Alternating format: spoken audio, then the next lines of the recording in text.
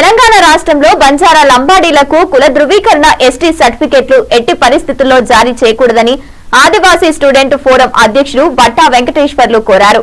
ఉస్మానియా యూనివర్సిటీలో మాట్లాడుతూ 1950 తర్వాత వచ్చిన ఎవరికీ కూడా ఆదివాసీ లక్షణాలు లేవన్నారు. వలస వచ్చిన లంబాడీల వల్ల తమ ఉనికిని కోల్పోయే ప్రమాదం ఉందన్నారు. ఆదివాసీ హక్కులను అవకాశాలను మొత్తం కొల్లగొడుతున్నారని ఆవేదన వ్యక్తం చేశారు. నివాసాలు అంటే సాంస్కృతిక సాంప్రదాయాలు కలిగినటువంటి పురాతన తెగ అన్నారు. షెడ్యూల్డ్ ట్రైబ్ అంటే అర్థం లేకుండా మారిపోతున్నటువంటి పరిస్థితి నెలకొందని అన్నారు. చట్టబద్ధలేని లంబాడీల గురించి కేంద్ర రాష్ట్ర ప్రభుత్వాలను సుప్రీంకోర్టు నుంచి ఏదైతే నోటీసులు ఇచ్చిందో నోటీసుల విషయంలో కాలయాపన చేయకుండా నివేదికను సమర్పించాలని కేంద్ర రాష్ట్ర ప్రభుత్వాలను ఆదివాసీలు అందరి తరపున విజ్ఞప్తి చేస్తున్నామన్నారు. పాత్రికేయ మిత్రులకి ఆదివాసీ సమాజం తరపున ఉదయ నమస్కారాలు తెలియజేస్తున్నాము.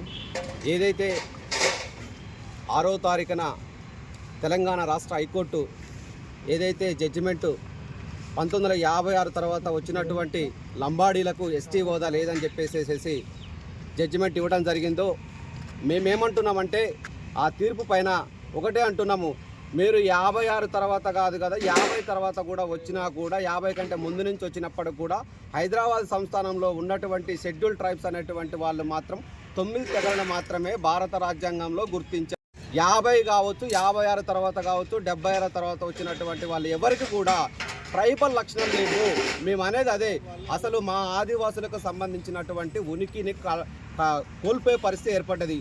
వలస వచ్చినటువంటి లంబాడీలు ఎవరైతే ఉన్నారో ఆదివాసులకు వచ్చేటువంటి విద్య, ఉద్యోగ, రాజకీయ, ఉపాధి రంగాలకు సంబంధించినటువంటి అవకాశాలు మొత్తాన్ని కూడా కొల్లగొడుతున్నారు.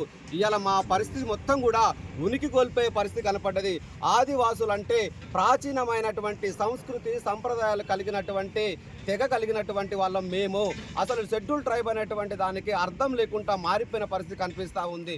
వాళ్ళు వలస వచ్చేటువంటి వాళ్ళు, వ్యాపారం చేసుకునేటువంటి వాళ్ళు, వాళ్ళకు అసలు షెడ్యూల్ ట్రైబల్ లక్షణాలే లేనటువంటి పరిస్థితి. కాబట్టి మేము ఒకటే చెప్తున్నాం, ఇప్పటికైనా సరే కేంద్ర రాష్ట్ర ప్రభుత్వాలకు ఒకటే విన్నవిస్తున్నాము.